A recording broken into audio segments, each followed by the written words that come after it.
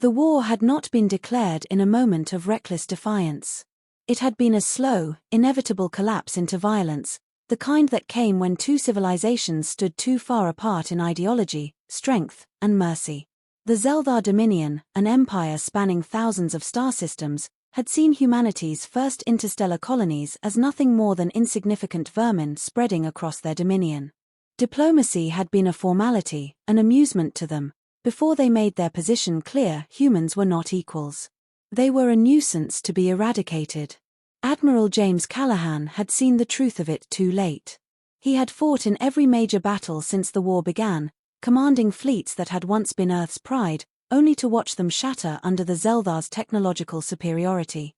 His latest defeat, the Battle of Vega Prime, was the final blow. A massacre. His fleet had been reduced to a handful of crippled ships limping back to what was left of humanity's defenses.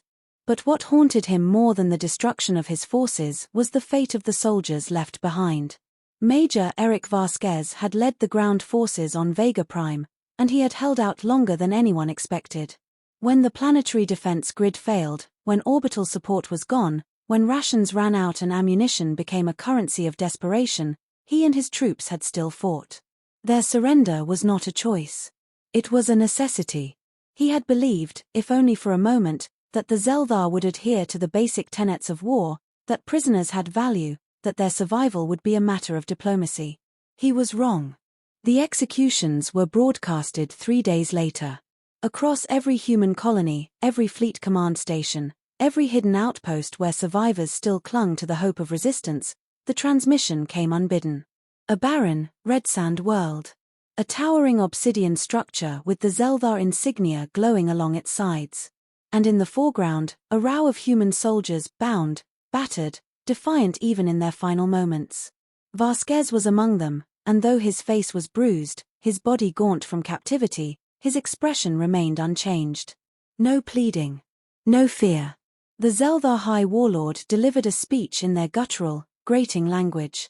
Translation software struggled to keep up, but the meaning was clear enough: humanity was weak, and weakness did not deserve survival. The executions were not an act of necessity. They were a warning. The hanging was slow. Deliberate. The cameras did not turn away. They wanted humanity to watch. The moment it ended, the galaxy seemed to hold its breath. And then, it ignited. In the underground bunkers of Earth, where political leaders and military strategists argued over survival, there was no longer debate. The choice was made for them. There would be no surrender, no negotiation. Callaghan stood before the War Council, the transmission still looping behind him on the massive display screen. His voice, hoarse from exhaustion, carried the weight of every fallen soldier. "They wanted to teach us fear," he said. "Instead, they have taught us what must be done."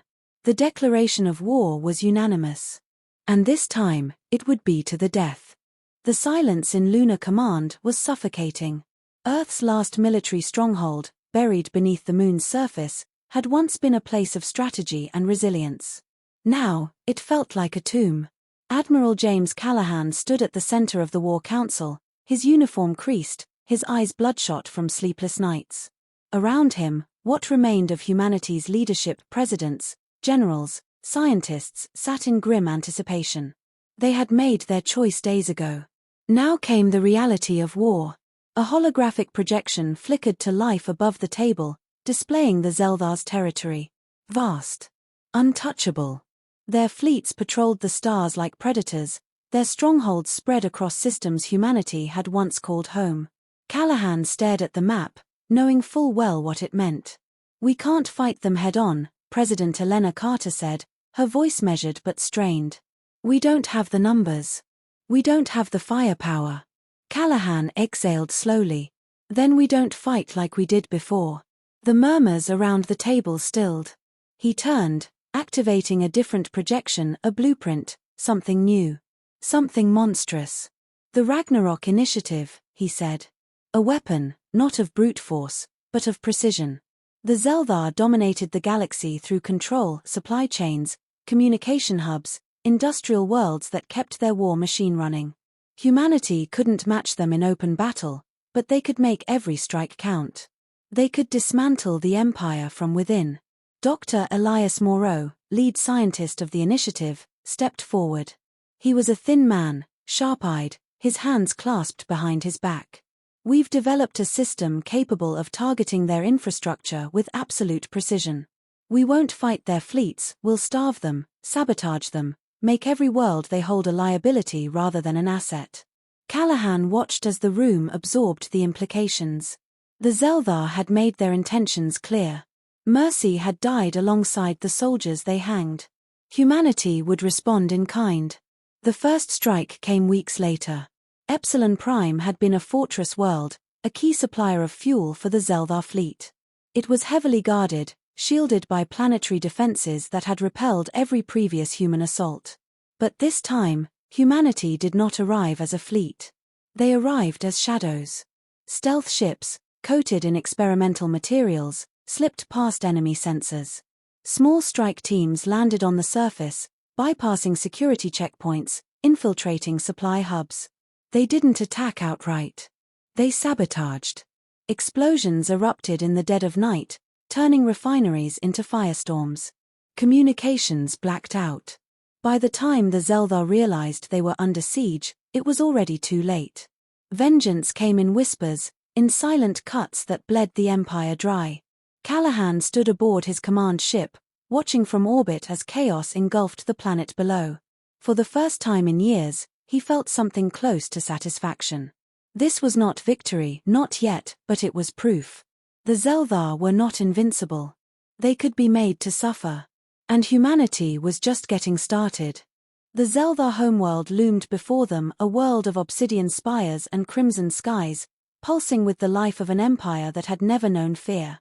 4 centuries, their dominion had stood unchallenged, their power absolute. Now, for the first time, the unthinkable had happened. Humanity had reached their gates. Admiral James Callahan stood at the bridge of the Dauntless, his gaze locked onto the planet below.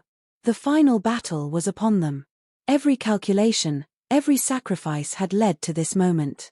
The Ragnarok initiative had worked, world after world had collapsed, supply lines severed, fleets grounded as the war machine of the Zeldar crumbled under its own weight. But Callahan knew that victory could not be declared in whispers. It had to be written in fire. The Zeldar fleet was still formidable, waiting like a coiled serpent in high orbit, their warships vast and gleaming with the cold efficiency of a species bred for conquest. They had not expected humanity to come this far. They had underestimated how deeply rage could drive a species to defy extinction. Final approach, came the voice of his helmsman. "Fleet standing by for your command." Callahan's voice was steady. "All ships, engage." The black void between fleets erupted into chaos. Human warships, outnumbered but relentless, darted through enemy formations, striking with the desperation of those who had nothing left to lose. Zeldar vessels, larger and more advanced, fought with brutal efficiency, but they faltered in the face of an enemy that refused to break. Deep within the enemy's atmosphere, another battle raged. Elite ground forces had landed, their objective clear: deliver Ragnarok to the heart of the Zeldar capital. The device, built in the shadows of desperation, was not a mere weapon. It was extinction condensed, a singularity of destruction designed to collapse the very foundations of the enemy's world. Through the war-torn streets, soldiers fought with the fury of vengeance long denied. Humanity had not forgotten Vega Prime. They had not forgotten the bodies that swayed from alien nooses. Callahan listened as reports flooded in, victory and loss in equal measure. The fleet was holding, but barely. The ground forces were advancing, but at terrible cost. Time was running out. Then, the final transmission came.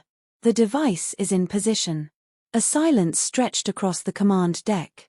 Callahan closed his eyes for a fraction of a second, then opened them, his expression unreadable. "Detonate." From orbit, it was almost beautiful. A flash of impossible light, a ripple in reality itself. Then the Zeldar homeworld began to collapse, its towering spires pulled inward as the ground split apart. An empire that had stretched across the stars crumbled in a single instant. The war was over. But as Callahan watched the remains of the planet vanish into the void, he felt no triumph. Only the weight of what had been lost, and the uncertain silence of what came next. The war was over, but the echoes of its final moments refused to fade. The Zeldar homeworld, once a monument to their unchallenged reign, was now a blackened void where no life could exist. What remained of their empire had fractured overnight, scattered warlords grasping at ruins, planets left in chaos, entire fleets surrendering or vanishing into deep space. Humanity had done what no species before them had dared. They had not just resisted the Zeldar. They had destroyed them. Admiral James Callaghan stood on the observation deck of the Dauntless, staring at the empty place where a world had once been. It should have felt like victory. Instead, it felt like standing at the edge of something unknown, something darker than war itself. He had fought for survival. For justice. For vengeance. But as the silence stretched on, he couldn't ignore the truth creeping into his thoughts. They had not simply won. They had become something else in the process. The door behind him hissed open. President Elena Carter stepped inside, her expression carefully measured, though he could see the exhaustion in her eyes. The same exhaustion that lived in his bones. "It's done," she said quietly. Callaghan nodded but did not turn to face her. "Is it?" She hesitated, then joined him by the viewport. Below them, the remnants of the human fleet drifted in formation, battered, diminished, but alive. Survivors of a war that should have never been fought, now faced with a future none of them had prepared for. "There are still Zeldar warbands out there," she admitted. "Not many, but enough to be a problem. They'll scatter. Fight among themselves. Maybe. But that's not what concerns me." She exhaled slowly. "We proved something today, James. Something the rest of the galaxy will never forget. Humanity had been underestimated. The Zeldar had treated them as nothing more than insects to be crushed underfoot. And now, the balance had shifted. The galaxy had witnessed the depths humanity was willing to go, the devastation they were capable of when pushed to the brink. Fear was a weapon, and they had wielded it without hesitation. Callaghan finally turned to face her. "You think we've become the next threat?" "I think," she said carefully, "that we've set a precedent. We didn't just defeat them. We erased them."